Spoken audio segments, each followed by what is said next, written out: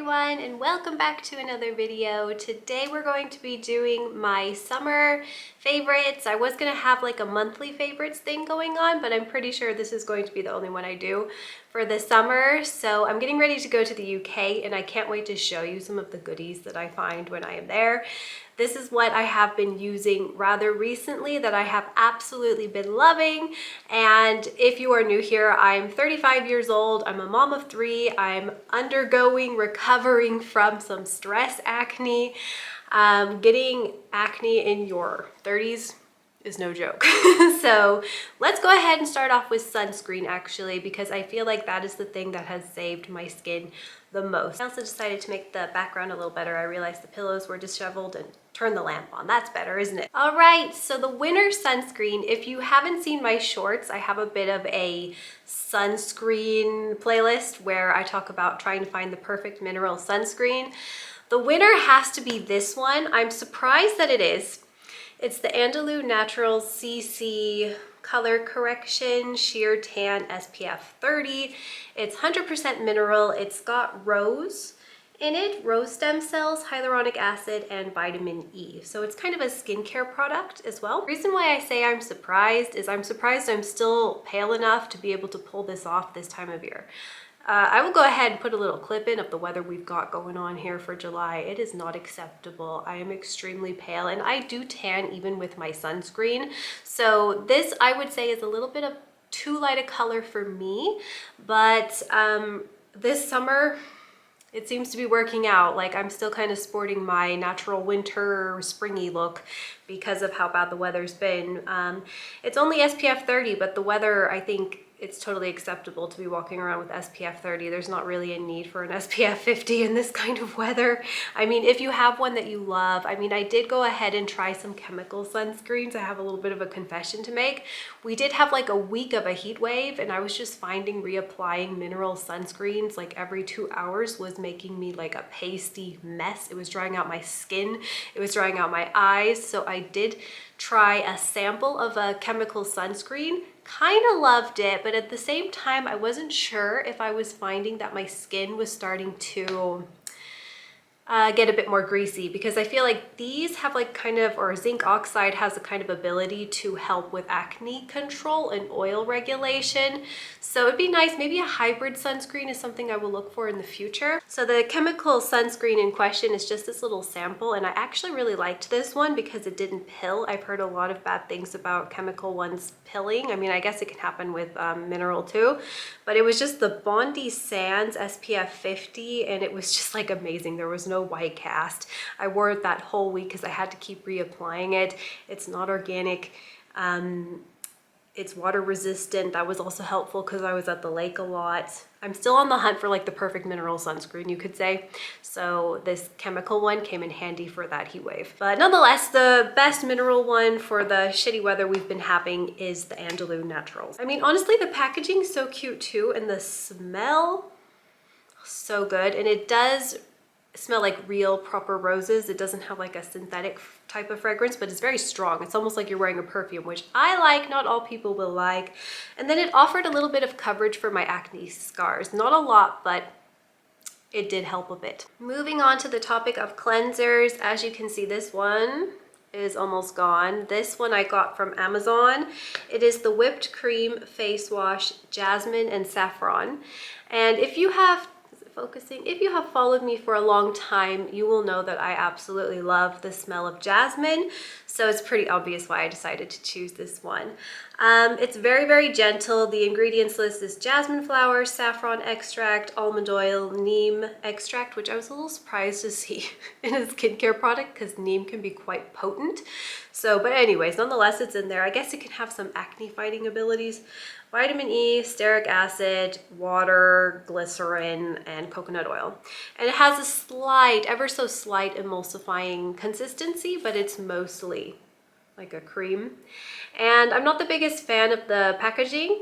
I mean, it's pretty, it's really pretty, but I would have to say, like, of course, for hygiene purposes, it's not always best, but it does smell so good. I've had some of like the clearest skin in a while.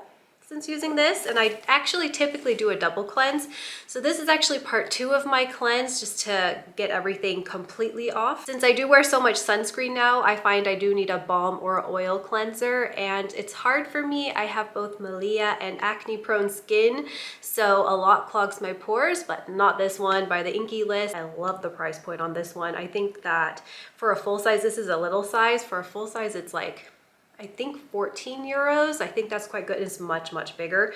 Lasts absolute ages, and it's very soothing on the skin. It's got oat. I can't read you the ingredients right now, but just know it's got oat and some very gentle waxes. This really helps me get off all of the layers of SPF, and I really appreciate that. So I go in with that first, and then actually what I do is I typically put it on when it's more of that balmy consistency, and then you can just splash a bit of water on your face and it actually just melts off and turns into kind of a milky cleanser, which is why I think it's really good balm cleanser for oily prone people like me. And oat is just very soothing to sensitive skin, so highly recommend this. Now on to a very important part of my skincare routine, the vitamin C of choice. This is actually a new product.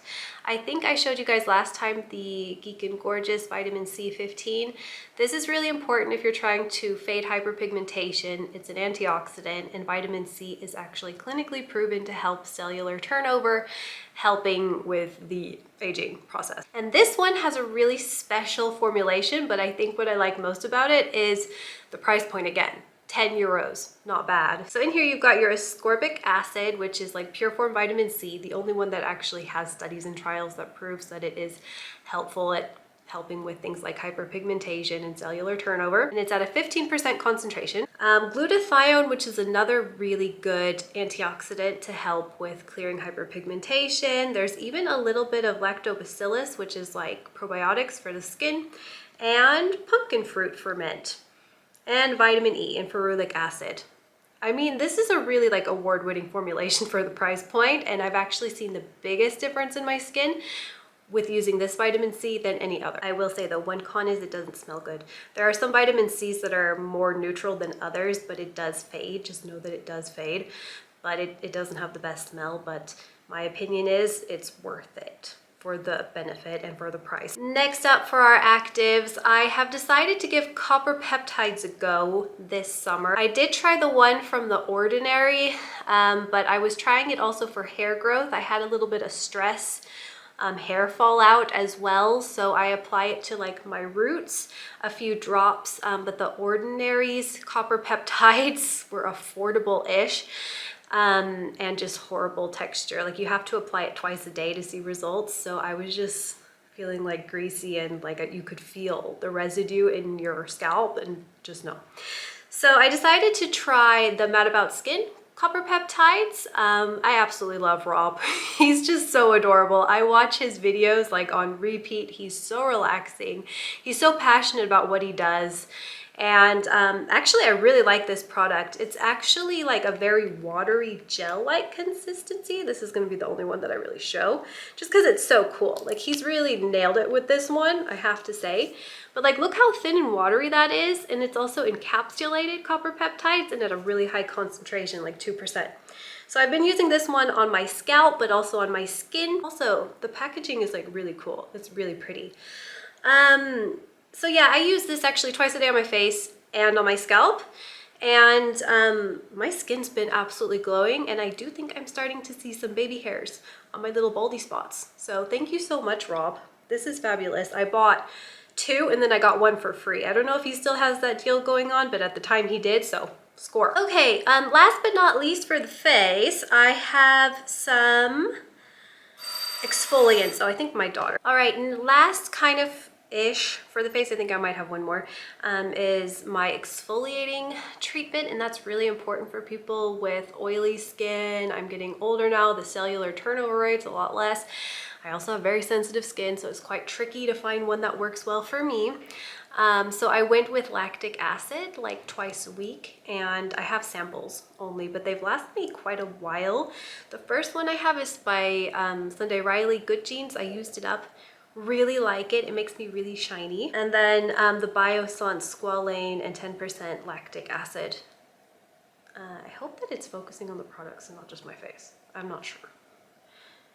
who knows? I think this is really helpful for me in my situation. Like I've got milia, they've really started coming to the surface and I'm pretty sure they're gonna pop out. And ever since I started using this, to be honest, before it was just taking such a long time, and I am using a retinol, but this has helped me much more and faster. I think lactic acid is a safe option for me. I've tried some glycolic acids, but sometimes, especially around the area of my eyes, which is where all the milia are, it's just a little bit too harsh for those areas. So far I really like this, and my skin just looks so much more glowy and nice. Now I just have a body product, and I lost over 100 pounds. If you're new here, I'm sure some of you guys have heard me say this like a broken record if you've been here for a long time, but it has played a heavy impact on my life, my self-esteem. I'm now a personal trainer, so I talk a lot about fitness on my other YouTube channel if you want to hear about it.